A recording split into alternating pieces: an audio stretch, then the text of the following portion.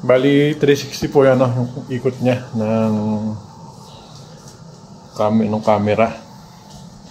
Kaya maganda po talaga pang vlog. Sa mapagpala po sa atin lahat guys, for today's vlog po, tara pa. Samahan niyo po ako. Natuto tayo ng mga ulam na pang Pinoy. Ito po, nagprito po ako ng talong, tsaka nilagang okra, tsaka lamang, magigisa tayo, tsaka ng daing.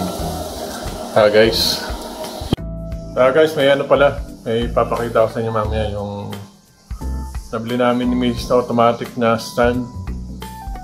Bali may camera siya, may sensor, tapos umiikot siya na 360. Maganda siya pang vlog, pang sa labas, pag may may mga events, tsaka may sa mga camping, ganun po. Very useful po siya. Kaya papakita ko sa inyo after natin magluto. So guys, bali kanina namin at yan po na ako na sariwang talong tsaka na okra. Kaya yan, gawin natin. Sakto may tayo, may alamang po. Sa dilis. Partner po talaga. Sarap po yung partner sa suso mo sa bagoong yung alamang yung talong saka yung okra. So guys, nag-fried tayo ng talong. Dahil ito nakalaga na tayo ng okra. Po yung mga favorite namin ni Mrs. Ulam, tsaka gulay. Guys, patapos na tayo prito ng talong. Serve natin yung yung dilis po.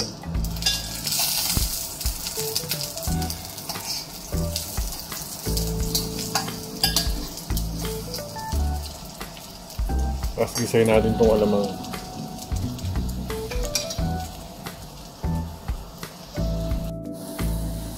Nag-prito na tayo ng dilis. Konting lang naman po yan. Medyo papulay na konti. Pag po kasi nasobra ng prito, pumapait po yan So kakalagay lang natin. Medyo mupula na.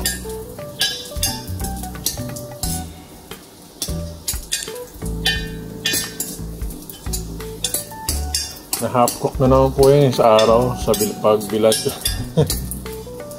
Ayan, luto na po yan. Panguwi ko lang guys. So guys, nigisa natin alamang. Mamantika yung alamang na nabili ni Mrs. Tanggalan na lang natin ng mantika.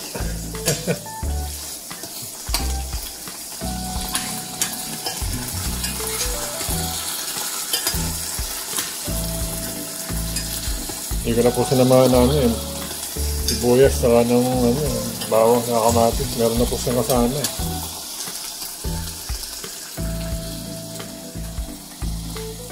Balikan ko kaya guys. Tignan na natin. Luto natin. So guys, ito na yun natin. Ulam natin for tonight. Napunan namin ni guys, hapunan po namin ni Mrs. Kaya rin naman po yun, isang kaldero dyan na kanin. Joke lang po.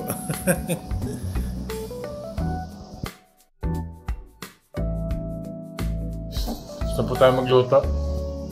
Guys, may pakita lang ko sa inyo. Magagamit po natin sa pagbablog natin. Very useful siya. Yung na-order po ni Mrs. sa CN. Ito pa. Yung stand po, automatic, may camera siya. 360 yung ikot niya po.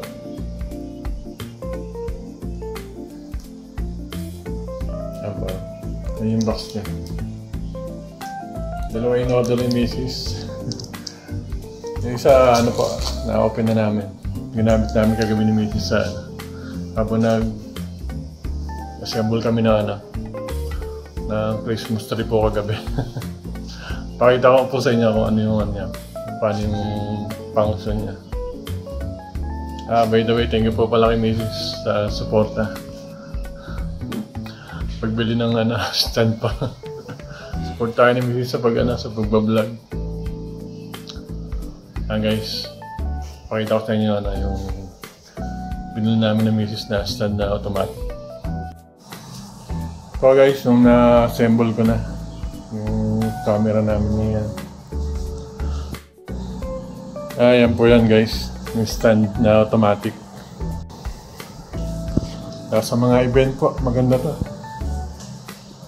Ayan po.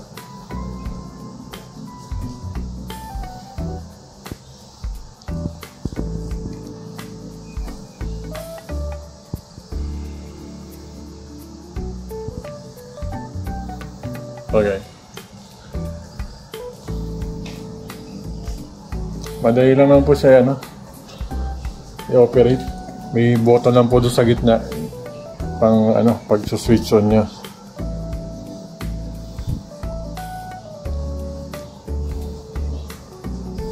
Tsaka adjustable po yung stand niya hanggang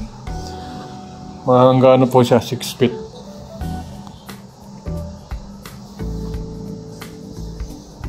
Apa?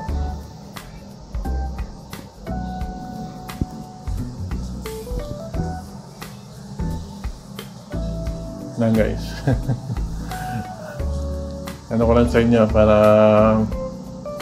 makatulong sa natin sa pagbablog itong stand na hindi tayo lipat-lipat na pag manual kasi lipat-lipat pa tayo ng yung stand kung saan po pwesto yung natin kuha natin. Mura lang naman po. Nga po sa CA, lang po yan. Dito namin order, mga kulang 3K pa. Sa Pinas siguro, baka mas mura pa pa. Shopee tsaka sa Lazada po. Baka naman. Yun lang guys. Yan guys, yung box niya. Dalawa in order po ni Miss Siga para dun sa anak namin. Ngayon din po mag-video.